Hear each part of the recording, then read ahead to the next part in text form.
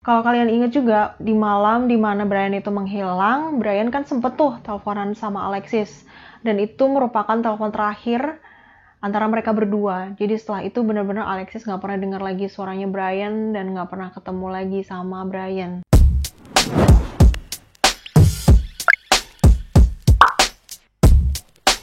Hai teman-teman semua, balik lagi bareng aku Eno, dan ini adalah video kedua aku membawakan cerita untuk kalian semua. So, di video kali ini aku akan membawakan cerita tentang seorang pemuda yang menghilang bernama Brian Shaffer. Pada malam tanggal 31 Maret 2006, Brian Shaffer ini pergi bersama dengan teman-temannya untuk merayakan awal liburan musim semi di sebuah bar di Amerika Serikat. Pada tengah malam, Brian berpisah dengan teman-temannya dan teman-temannya pun mengira kalau Brian ini sudah pulang ke rumahnya tanpa memberitahu mereka. Tetapi ternyata sampai matahari terbit, Brian tidak pernah ditemukan lagi dan jejaknya menghilang sampai sekarang. Jadi gimana cerita selengkapnya? So please bear with me and let's get started the story.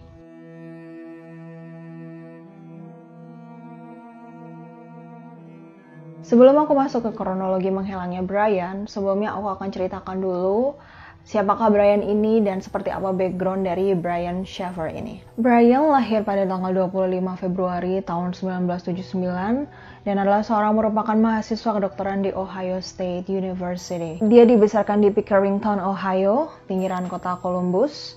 Dan dia merupakan anak pertama dari Randy Shaffer dan Renee Shaffer. Brian ini lulus dari SMA pada tahun 1997 dan kemudian ia melanjutkan ke Ohio State University. 6 tahun kemudian ia lulus di bidang mikrobiologi dan setelah itu ia melanjutkan belajar di Fakultas Kedokteran Universitas Negeri Ohio pada tahun 2004. Pada saat dia menjalani tahun keduanya di universitas tersebut, sayang sekali pada Maret 2006 ibunya meninggal dunia karena penyakit myelodiplasia. Teman-teman dari Brian ini mengatakan bahwa sebenarnya Brian ini terlihat baik-baik saja. Terlihat dia bisa menerima kematian ibunya. Tapi teman-temannya menyadari dan mereka juga sebenarnya mengetahui bahwa Brian ini menyimpan sesuatu kesedihan dalam dirinya karena kematian ibunya tersebut. Dan kejadian ini juga merupakan sesuatu hal yang sulit diterima oleh Brian. Jadi selama Brian mengenyam pendidikannya di sekolah kedokteran tersebut, dia ini menjalani hubungan dengan seorang gadis yang juga merupakan teman perkuliahannya yang bernama Alexis Wagoner. Keluarga dan juga teman-teman dari Brian dan Alexis ini sebenarnya meyakini bahwa Brian dan Alexis sudah menjalani hubungan yang cukup serius dan mereka akan melanjutkan ke jenjang selanjutnya, yaitu sebuah pertunangan, karena mereka juga mengetahui bahwa Brian dan Alexis ini merencanakan untuk liburan musim semi ke Miami pada April di tahun tersebut.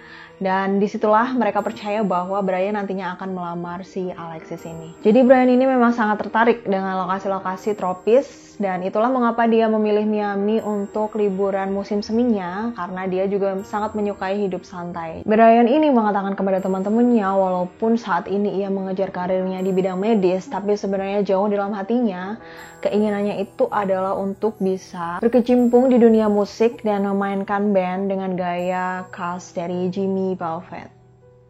Jadi itu tadi sedikit latar belakang dari Brian Shaffer, dan sekarang kita akan masuk ke kronologi hilangnya Brian Shaffer pada tanggal 31 Maret 2006. Pada hari Jumat tanggal 31 2006, kelas dan juga ujian di Ohio State University ini sudah berakhir dan mulailah liburan musim semi. Untuk merayakan berakhirnya ujian di universitas tersebut dan juga dalam rangka menyambut liburan musim semi, Randy, ayahnya Brian, mengajak Brian untuk makan malam bersama di luar pada waktu itu. Randy pun memperhatikan Brian yang saat itu terlihat kelelahan karena mungkin memang banyak proyek, banyak ujian dan harus ada banyak yang dikerjakan selama ujian tersebut. Apalagi yang kita tahu bersama bahwa kuliah di kedokteran itu nggak gampang dan akan banyak sekali ujian-ujian, ada banyak sekali tugas-tugas dan proyek-proyek seperti itu. Dan memang sangat wajar kalau Brian ini terlihat sangat kelelahan ketika ujiannya telah berakhir. Randy ini juga mengetahui bahwa Brian ini sudah ada janji dengan temannya yang bernama William Clint Florence untuk pergi ke sebuah bar yang juga sebenarnya untuk merayakan liburan musim seminya ini. Tetapi sebenarnya Randy itu keberatan karena dia sudah melihat bahwa Brian ini terlihat sangat-sangat lelah. Dan sebenarnya Randy ini inginnya Brian ini pulang aja ke rumah gitu, nggak usah keluar lagi. Tapi Randy ini tidak pernah mengungkapkan keberatannya dan dia membiarkan anaknya untuk pergi bersama dengan teman-temannya. Setelah makan malam Randy dan Brian ini berakhir, akhirnya Brian melanjutkan untuk bertemu dengan William pada jam 9 malam di sebuah bar bernama The Ugly Tuna Saloon. Bar tersebut terletak di kompleks South Campus Gateway di High Street. Dan 1 jam kemudian, Brian ini menelpon pacarnya, Alexis, yang pada waktu itu si Alexis ini udah pulang kampung ke Toledo. Jadi sebelum rencana mereka untuk pergi ke Miami pada awal April 2006, si Alexis ini setelah ujian, dia pulang dulu nih ke rumahnya di Toledo untuk menengok kedua orang tuanya dan juga untuk berpamitan sebelum dia pergi ke Miami bersama dengan Brian. Dan setelah menelpon Alexis, si Brian ini sama temannya tadi yang namanya William Clint Florence itu tadi, mereka akhirnya muter-muter, mereka cari tempat minum, mereka pergi ke bar, dan mereka jalan-jalan lah intinya. Dan setiap perhentian mereka di sebuah bar itu tadi, di setiap bar yang mereka kunjungi, mereka ini minum 1 gelas minuman keras. Setelah tengah malam, mereka berdua ini bertemu dengan seseorang bernama Meredith Reed, yang merupakan seorang teman dari William di The Short North. Yang akhirnya Meredith inilah yang memberikan tumpangan kepada Brian dan juga William untuk kembali ke bar pertama mereka bertemu, yaitu The Ugly Tuna Saloon. Nah, saat ketiganya ini udah ada di bar itu tadi, di Ugly Tuna Saloon, si Brian ini nggak sengaja kepisah dari teman-temannya. Karena mungkin memang keadaan bar yang rame, apalagi itu sedang menyambut liburan musim semi, di mana pastinya ada banyak anak-anak muda, anak-anak kuliahan yang juga ke bar tersebut. Menyadari bahwa Brian udah nggak bersama mereka lagi, akhirnya si William dan juga Meredith ini mencoba mencari Brian di sudut-sudut ruangan bar tersebut. Florence dan juga Meredith ini bahkan juga berkali-kali coba telepon si Brian ini. Jadi mereka udah coba segala cara, mereka udah coba cari di sudut-sudut ruangan di bar tersebut. Juga mereka mencoba untuk menelpon Brian, tapi tidak pernah diangkat dan tidak pernah ada jawaban dari telepon tersebut. Sampai akhirnya karena bar itu tutup jam 2 malam, nah dan pelanggan-pelanggan lain pun juga udah mulai keluar, lah mungkin mereka juga udah dalam keadaan yang nggak berbentuk gitu setelah mereka party di sana. Akhirnya si William dan juga Meredith ini pun keluar dan menunggu Brian di luar. Nah, setelah mereka menunggu di luar beberapa lama dan sampai ke pelanggan terakhir yang keluar, tetapi mereka tidak melihat adanya Brian, akhirnya mereka berdua nih berpikir kalau si Brian ini mungkin udah pulang duluan tapi nggak ngasih tahu mereka gitu. Jadi mereka pun ya berpikir dengan santai aja seperti itu, dan akhirnya mereka pun juga pulang ke rumah mereka masing-masing. Setelah peristiwa di mana Brian tidak terlihat lagi pada Jumat malam di bar Ugly Tuna Saloon, akhirnya Alexis dan Randy yang juga tidak mendengar kabar dari Brian ini mencoba menelpon mereka di hari Sabtu paginya. Tetapi sayang sekali juga tidak pernah ada jawaban dari Brian. Dan di Senin paginya, di mana itu adalah jadwal keberangkatan Alexis dan Brian ini untuk pergi ke Miami, karena Brian yang juga sampai hari itu tidak ditemukan dan tidak diketahui keberadaannya, akhirnya sayang sekali mereka pun harus ketinggalan pesawat, ketinggalan penerbangan mereka ke Miami yang sebenarnya mereka udah jadwalin jauh-jauh hari sebelumnya. Dan kemudian karena tidak adanya kabar dari Brian, dia pun dilaporkan sebagai orang hilang ke polisi di Columbus. Dan itulah kronologi menghilangnya Brian Shaffer, dan kita akan masuk ke investigasi dari polisi setempat.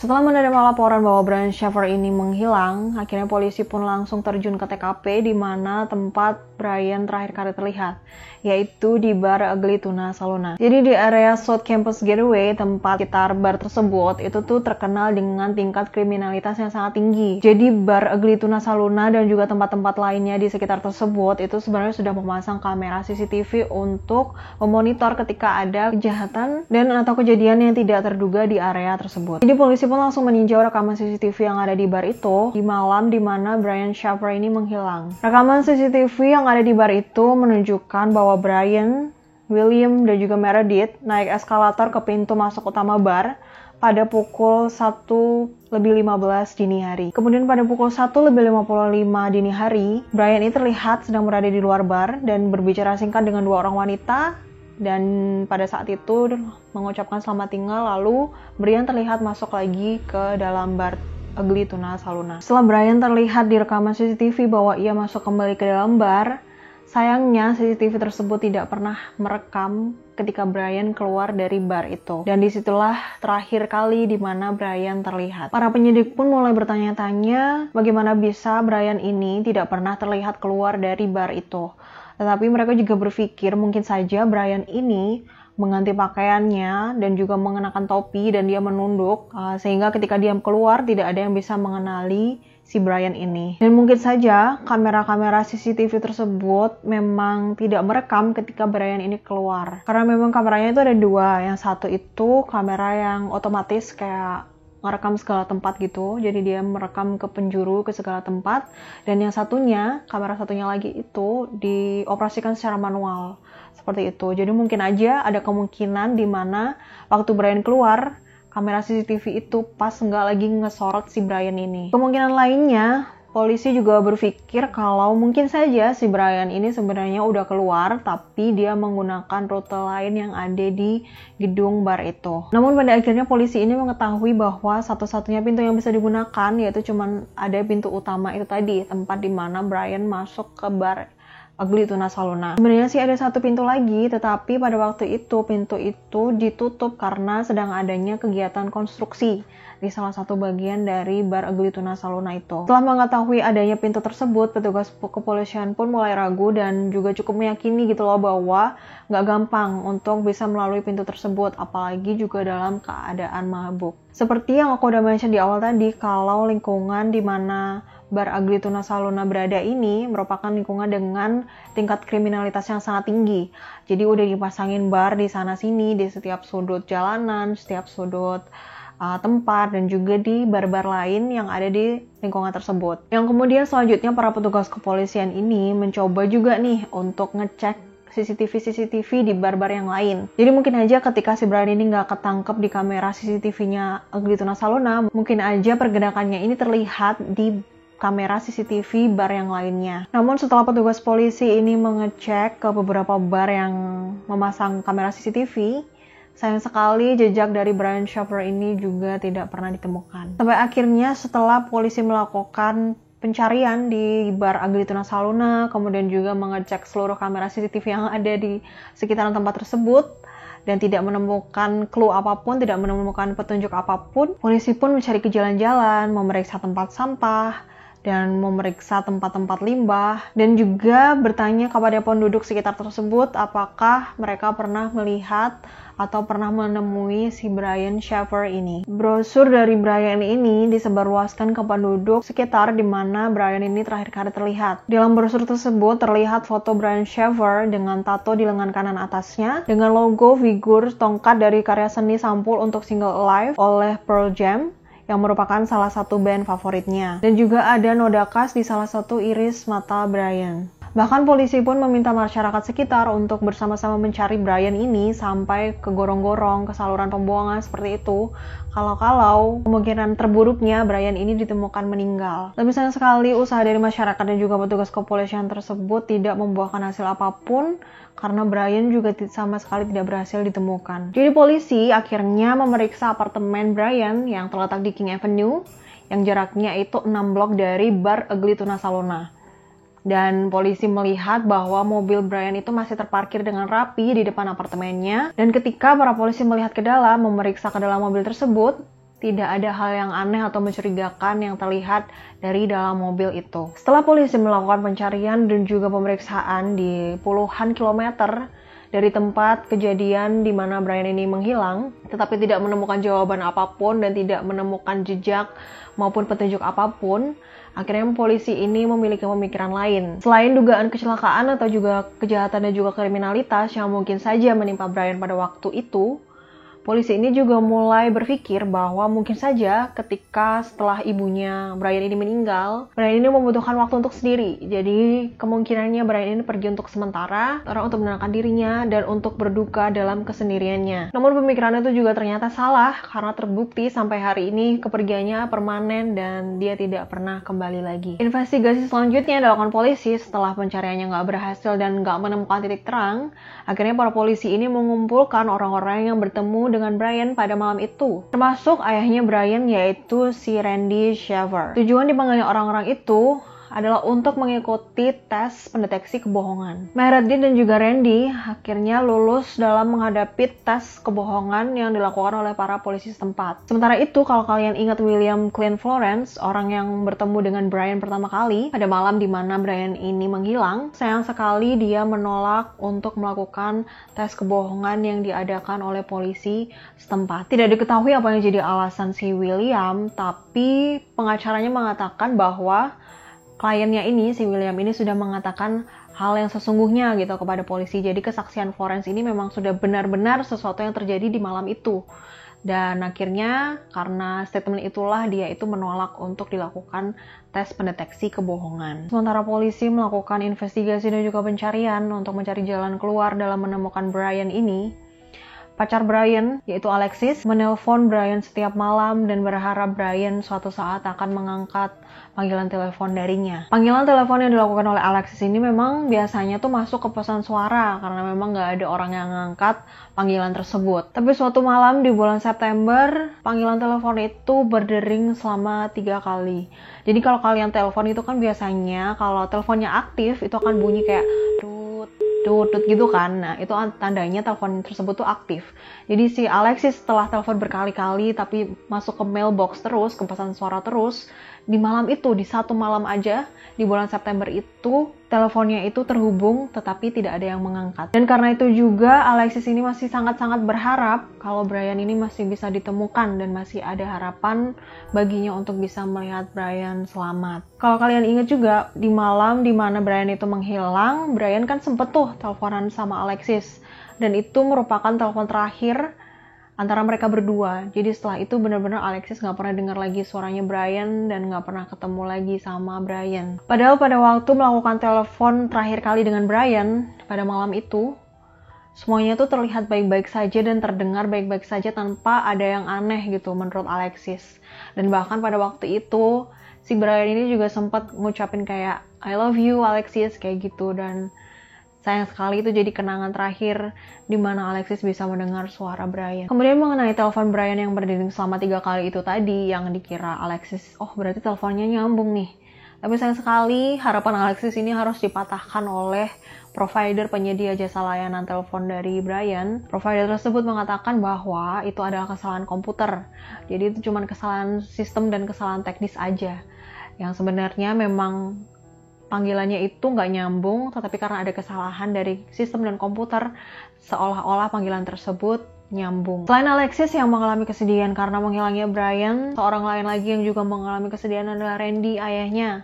Karena setelah dia harus mengalami duka ketika istrinya meninggal di bulan Maret di tahun 2006 waktu itu, kemudian selang beberapa hari, dia harus menghadapi kenyataan bahwa anaknya yang pertama, Brian, juga menghilang dan tidak ditemukan sampai sekarang. Karena mungkin si Randy ini udah cukup lelah dan menderita dalam mencari anaknya Brian, akhirnya dia pun meminta bantuan kepada seorang paranormal yang ada di lingkungan tempat tinggalnya. Paranormal itu mengatakan kepada Randy bahwa jasad dari Brian ini berada di dekat jembatan. Akhirnya Randy dan juga anak keduanya yaitu Derek Shaver, mereka menyusuri jembatan tersebut untuk mencari kalau memang apa yang dikatakan paranormal tersebut benar. Namun ternyata informasi dari paranormal tersebut juga tidak bisa dipertanggungjawabkan dan tidak membuahkan hasil karena setelah Randy dan juga Derek melakukan pencarian, tetap saja jasad Brian tidak pernah ditemukan. Jadi itu tadi teman-teman investigasi yang udah dilakukan oleh pihak kepolisian setempat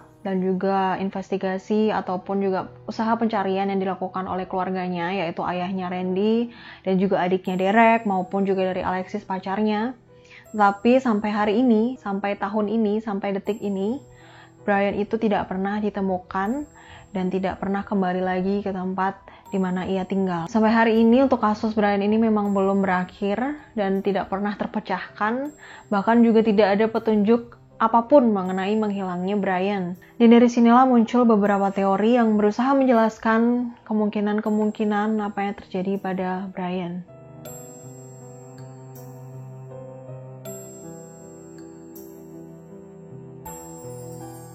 Teori yang pertama mengatakan bahwa mungkin saja Brian ini mengalami depresi setelah kematian ibunya dan akhirnya dia memutuskan untuk mengakhiri hidupnya sendiri. Walaupun untuk teori ini sebenarnya juga sedikit aneh karena sampai hari ini kalaupun Brian itu meninggal, tetapi jasadnya tidak pernah ditemukan sama sekali. Dan selain itu Brian ini juga tidak pernah terlihat keluar dari bar Ugly Tuna Salona.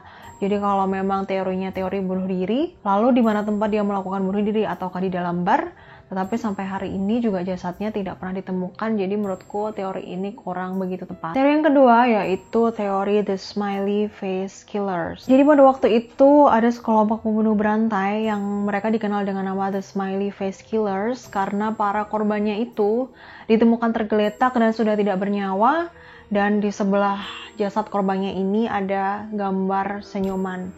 Jadi kayak gambar emoji senyum gitu di sebelah mayat di mana korban itu berada. Tapi kalau memang Brian ini memang terbunuh oleh kelompok pembunuh berantai itu tadi, tetapi Brian menjadi satu-satunya orang atau satu-satunya korban yang jasadnya ini tidak pernah ditemukan. Karena untuk korban-korban yang lain memang jasadnya ini selalu ditemukan dan di sebelah jasad korban tersebut ada emoji senyum gitu yang digambarkan oleh pembunuhnya. Jadi seolah-olah The Smiley Face Killer atau kelompok pembunuh berantai itu tadi itu memang ingin menunjukkan ke masyarakat bahwa mereka telah berhasil membunuh seseorang dan bahkan menggambar emoji senyum di dekat mayat orang tersebut. Jadi kalaupun memang Brian ini terbunuh oleh kelompok pembunuh berantai itu tadi, tetapi kenapa hanya Brian saja satu-satunya korban yang jasadnya itu tidak pernah ditemukan. Jadi sebenarnya teori ini pun juga tidak cukup kuat gitu loh dalam menjawab menghilangnya Brian Shaver. Teori yang ketiga mengatakan bahwa Brian ini sebenarnya sudah keluar tetapi melalui pintu darurat, di mana pintu tersebut langsung mengarahkannya ke area konstruksi dan kemudian ia pun jatuh ke dalam lubang. Dan keesokan harinya, kemungkinannya para pekerja konstruksi tersebut melihat bahwa ada mayat di dalam lubang tersebut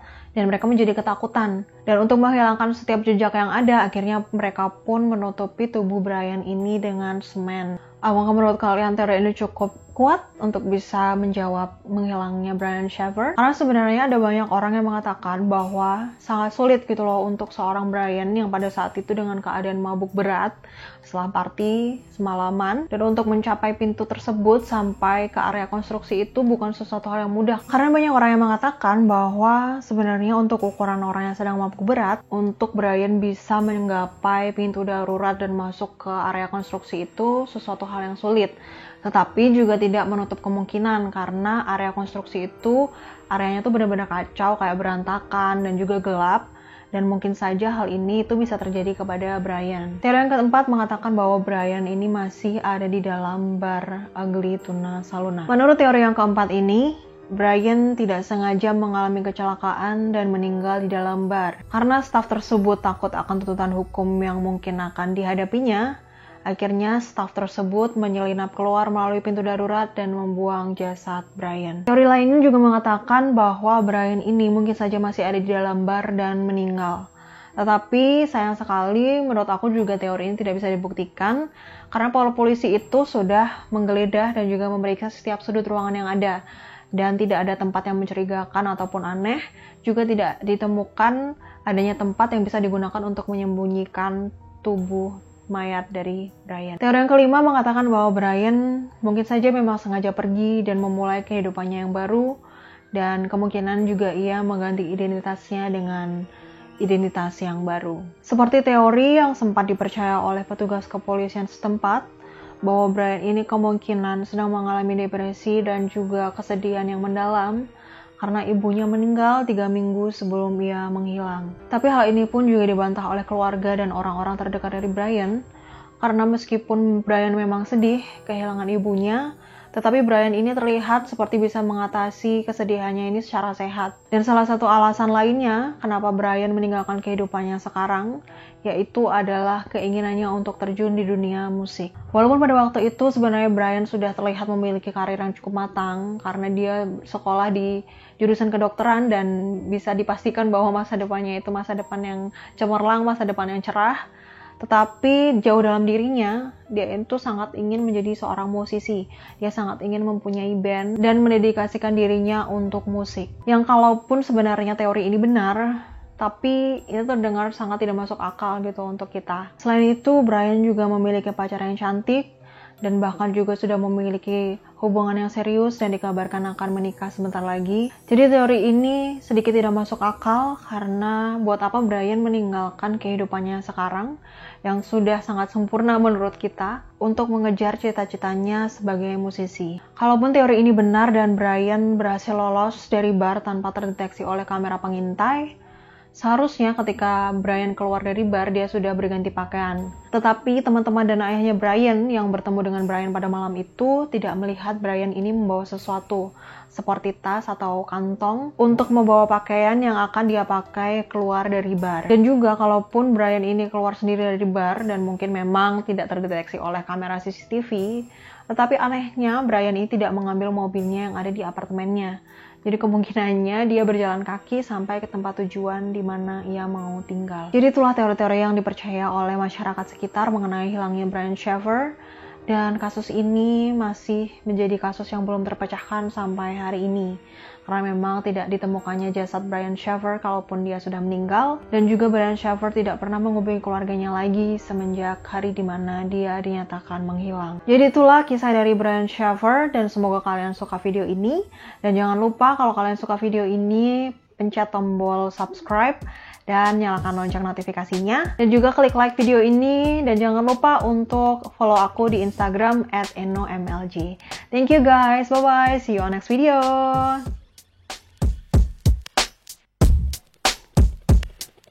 Teman-teman dari Brian. Teman-teman dari teman-teman dan keluarga Eno. Jadi